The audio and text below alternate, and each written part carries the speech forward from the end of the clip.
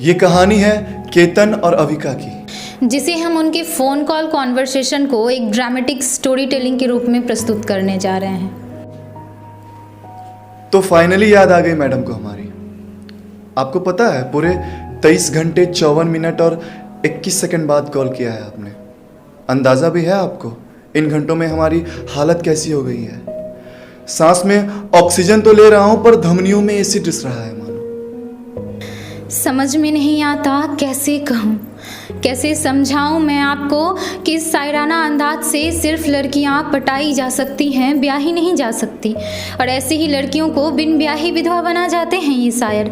ऐसी विधवा जो विधवापन की सफ़ेदी से ताउम्र दागी रहती हैं सधवा होने के बाद भी। ये क्या बोले जा रही हो?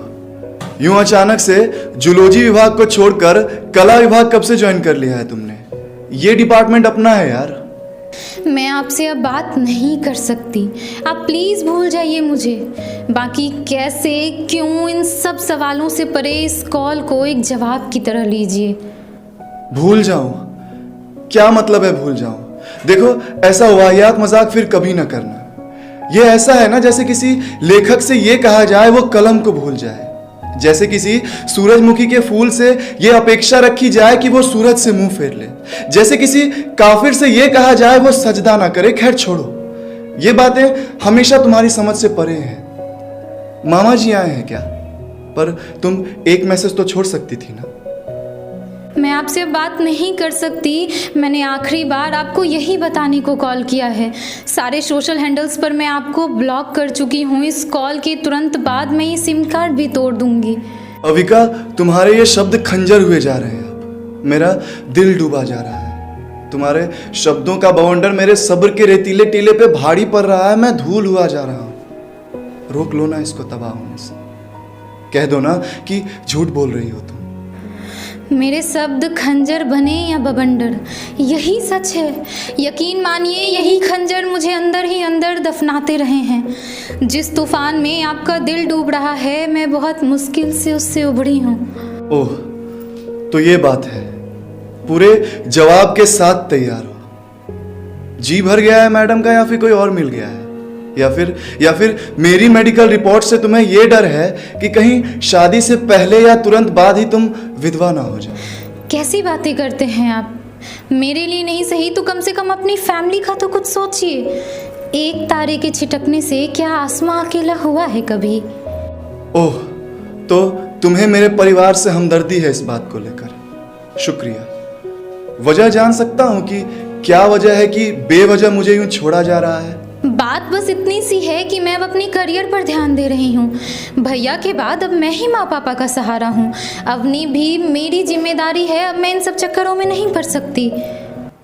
पर अविका, अवनी और तुम्हारे माँ पापा के विषय में हमने पहले ही बात की है ना? हाँ, तुम्हारी माँ का दामाद नहीं बेटा बनूंगा।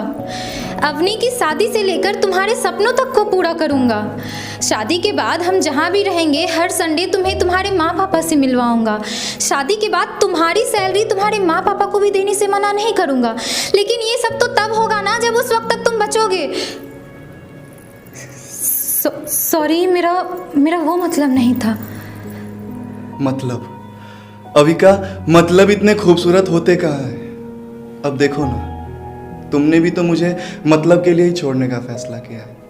और जहां मतलब हो वहां प्यार के राही कहाँ टिक पाते हैं। वैसे तुमने एक बात नोटिस की कि कब तुमने मुझे आपसे तुम कहना शुरू कर दिया? पहले ही मेरे कहने पर मुझे तुम कहना शुरू कर देती तो आज इतनी ज्यादा तकलीफ ना होती मुझे।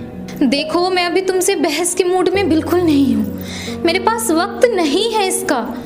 और प्लीज़ तुम वक्त पर अपनी दवाएं लेना। देर रात तक मत जागना और मुझे बिल्कुल याद मत करना। तुम्हें याद करते करते ही तो ये ज़मीर खाक होनी है। अच्छा सुनो, क्या तुम एक आखिरी बार मुझसे मिल सकती हो? मुझे ना तुम्हें बहुत ही खुशी की बात बतानी है।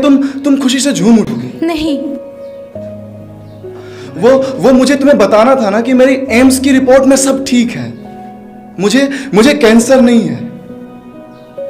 Hello Avika, hello.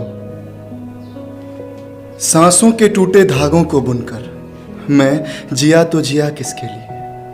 सांसों के टूटे धागों को बुनकर मैं जिया तो जिया किसके लिए, हंसी के जाम तुम्हारे हिस्से देकर गम पिया तो पिया किसके लिए, गम पिया तो पिया किसके लिए।